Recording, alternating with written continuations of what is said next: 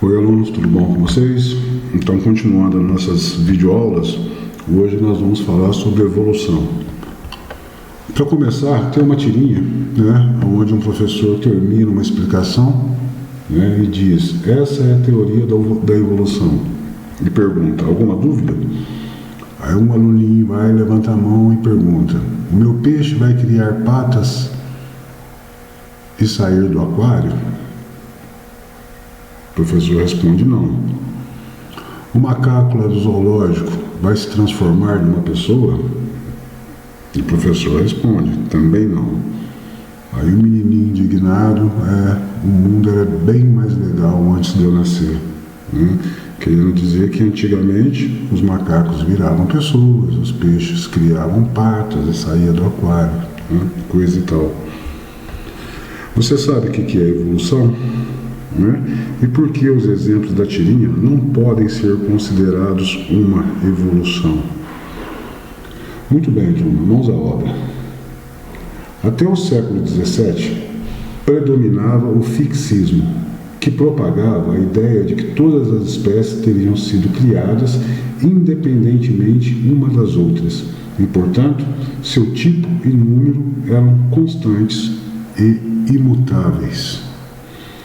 Muitos seguidores do fixismo, desse modo, apoiavam a teoria que defendia a criação divina de todas as espécies de animais e de vegetais.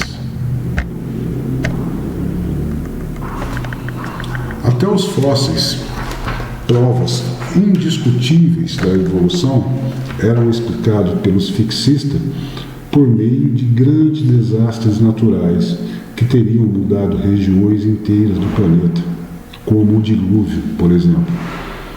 Aqueles que defendiam tal ideia eram chamados catastrofistas. Jean-Baptiste Monnet, que usava o pseudônimo de Lamarck, e Charles Robert Darwin, certamente devem ter sido os primeiros que conseguiram ser ouvidos como evolucionista. O Lamarckismo. Lamarck foi provavelmente o primeiro que acreditou no transformismo, ideia que defende a transformação das espécies, ao contrário daquilo que pregava o fixismo. Ele propôs uma teoria definida por duas leis, que são chamadas as leis de Lamarck, ou Lamarckismo. A primeira lei é do uso e desuso. Estruturas ou órgãos exercitados constantemente tendem a se desenvolver, enquanto aqueles não utilizados podem sofrer atrofia. Segundo Lamarck, os fatores do meio ambiente poderiam alterar as características de uma espécie. Por exemplo, as girafas ancestrais teriam pescoço curto, porém, as árvores menores, cujas folhas serviam de alimento para elas, teriam desaparecido, restando apenas árvores mais altas. As girafas, para comer, tiveram necessidade de esticar cada vez mais o pescoço, o que teria proporcionado o aumento do comprimento do pescoço e das partes e das pernas anteriores. E como seria a transmissão dos caracteres adquiridos? As características adquiridas pelo uso e desuso seriam herdadas pelas gerações seguintes, isto é, depois de milhares de anos, o pescoço comprido teria passado aos descendentes das girafas. Um músculo, sob exercício constante, tende a aumentar de tamanho, mas os filhotes desse indivíduo terão músculos normais. As características não passam de uma geração a outra, a menos que estejam impressas nos nossos genes. Estes, sim, são transmissíveis aos descendentes. O darwinismo. Darwin e Wallace, de forma independente, chegaram às mesmas conclusões sobre a evolução das espécies por seleção natural, elaborando a teoria conhecida como darwinismo. Durante 5 anos, Darwin mostrou ser um atento observador, além de recolher um incontável número de preciosas amostras. A enorme diversidade de espécies e animais e sua luta pela sobrevivência realmente marcaram o subconsciente de Darwin. De volta para casa e, ao ler em 1838 o livro Ensaio sobre o Princípio da População, do economista inglês Thomas Malthus, uma revolução aconteceu na mente de Darwin. Malthus afirmava que as populações crescem muito mais que o alimento disponível para elas. Por isso, pensou Darwin, acontecia a luta pela sobrevivência, e os mais fortes, ou os que conseguissem melhor performance para sobreviver, não só cresceriam, como produziriam descendentes semelhantes. Só os mais aptos obtêm alimento, quando este é escasso. E a sua sobrevivência seria a explicação das constantes mudanças entre as espécies. Então aqui no alto tem um mapinha, tá? Da trajetória de que Darwin fez durante 5 anos, tá? Praticamente ele deu a volta ao mundo, saindo, partindo e retornando à Inglaterra. É a rota da expedição do veleiro HMS Beagle, na qual Darwin participou como naturalista. Se o meio ambiente muda, ele faz novas imposições ou exigências aos seres vivos, e estes somente sobrevivem se conseguirem superar tais obstáculos. Essa depuração feita pelo meio ambiente entre as espécies, Darwin acabou chamando de seleção natural. Em 1859, Darwin publica A Origem das Espécies, e a partir de então, seu pensamento provoca intensa polêmica e calorosas discussões. Ficou famoso o episódio ocorrido no estado do Tennessee, nos Estados Unidos, em 1925, quando um professor de escola local foi processado e depois teve a condenação cancelada por ensinar a teoria da evolução. Vamos lá, Toninho. O pescoço da girafa e o darwinismo. Charles Darwin encontrou enorme diversidade de pássaros fringilídeos nas ilhas de Galápagos, cujos bicos e plumagens eram diferentes, apesar das espécies serem muito parecidas. Darwin supôs que os diferentes fringilídeos pudessem ter evoluído de um ancestral comum, talvez oriundo do continente. Mais tarde, ele entenderia que as diferenças tão pequenas entre os bicos dos pássaros eram variações que permitiam a sua sobrevivência. Em cada ilha, um diferente tipo de bico garantia a obtenção do alimento disponível. Se Darwin admitia as variações, também aceitava que as variações favoráveis facilitam a sobrevivência dos componentes de uma espécie e sua perpetuação, enquanto as variações desfavoráveis podem levar ao desaparecimento de indivíduos ou de outras espécies. Darwin deduziu que essa mortalidade era fruto de uma luta pela sobrevivência, uma seleção feita pelo meio ambiente, aquilo que o darwinismo chamou de seleção natural. O meio ambiente seleciona as variações que permitem aos mais aptos a adaptação a um certo habitat. Logo, quanto maior a diversidade, quanto mais variações, mais fácil será o trabalho da seleção natural. Indivíduos mais aptos, selecionados e adaptados chegam a se reproduzir e perpetuar as boas variações. Enquanto o lamarckismo acreditava que o pescoço da girafa fora aumentado, o darwinismo explicava que as girafas ancestrais possuíam pescoços com diferentes comprimentos. E devido ao ambiente, o alimento apenas nos galhos mais altos, sobreviveram ou foram selecionadas apenas as girafas de pescoço longo.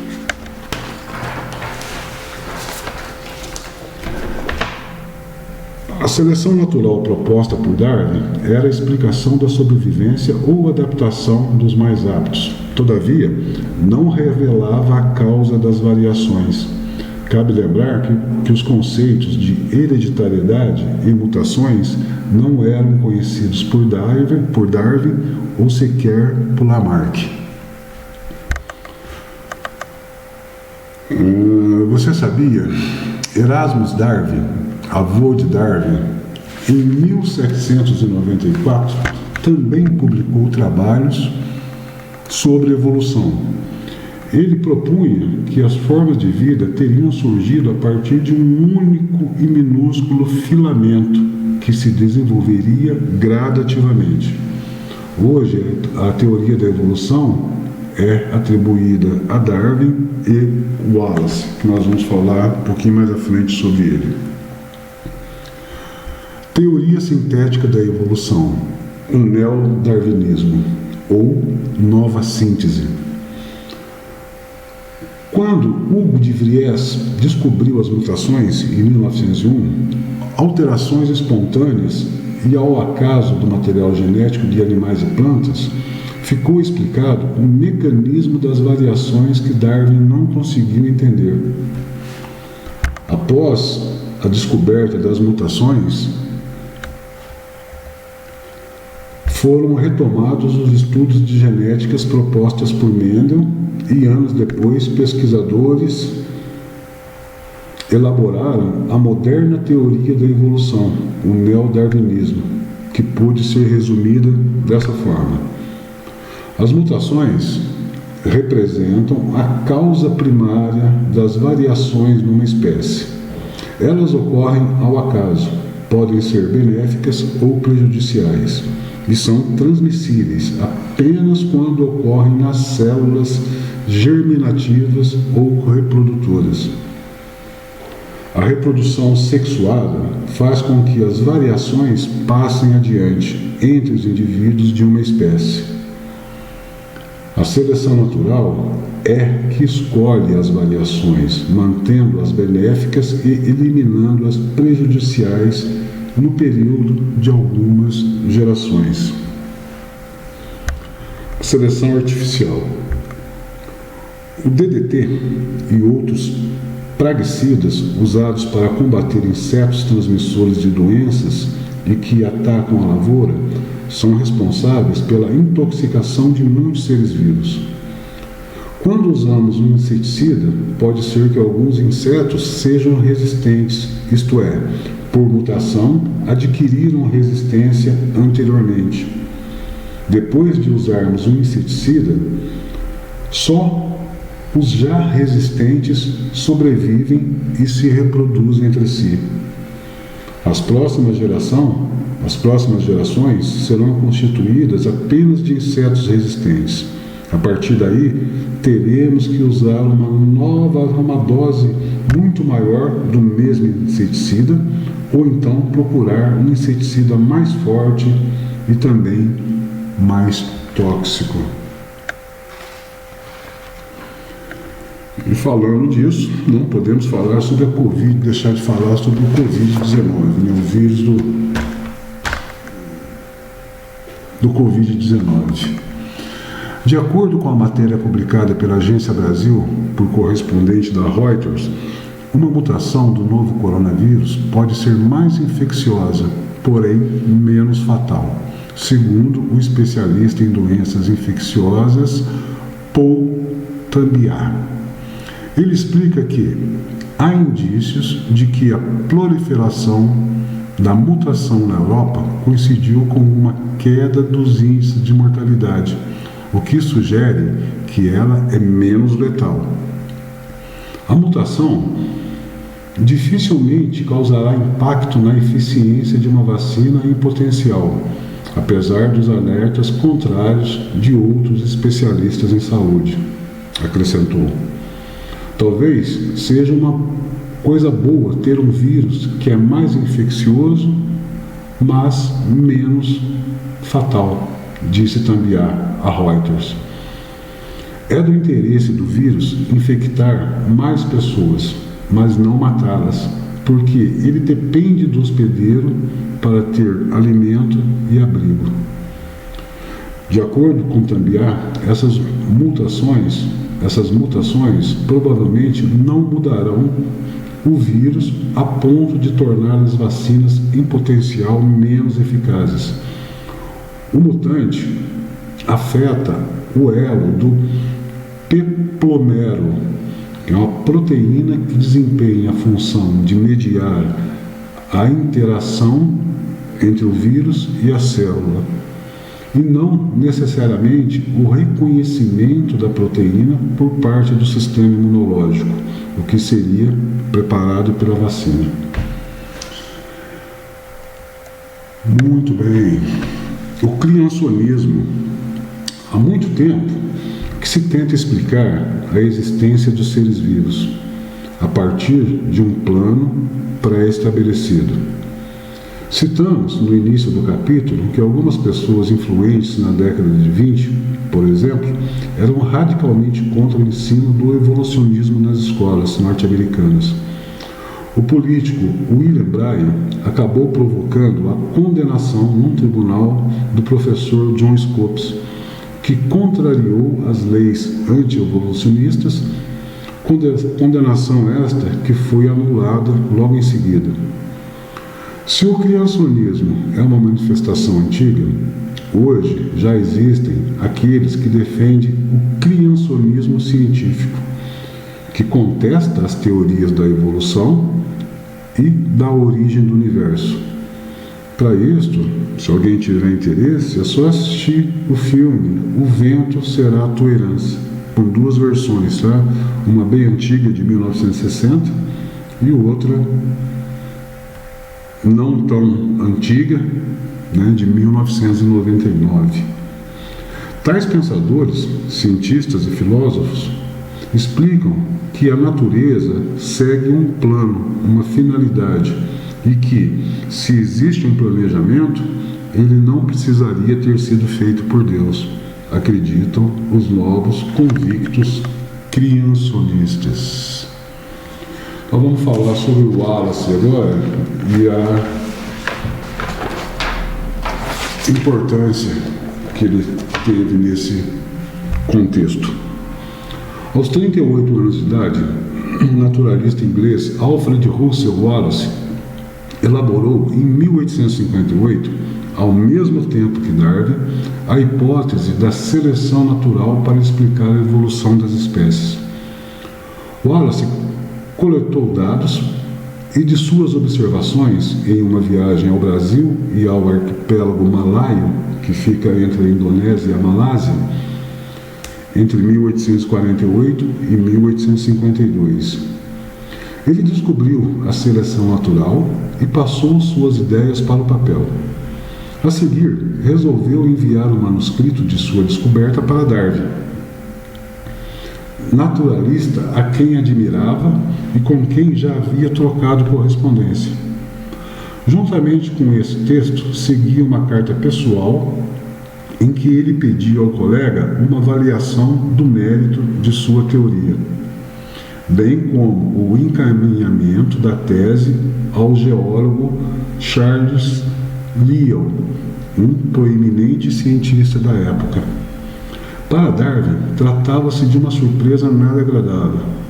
Wallace, que apresentava uma teoria praticamente idêntica àquela em que o próprio Darwin vinha trabalhando há 2 décadas e com grande sigilo, desse modo, Darwin passava pelo pior pesadelo de um cientista, a de ter perdido a precedência do descobrimento.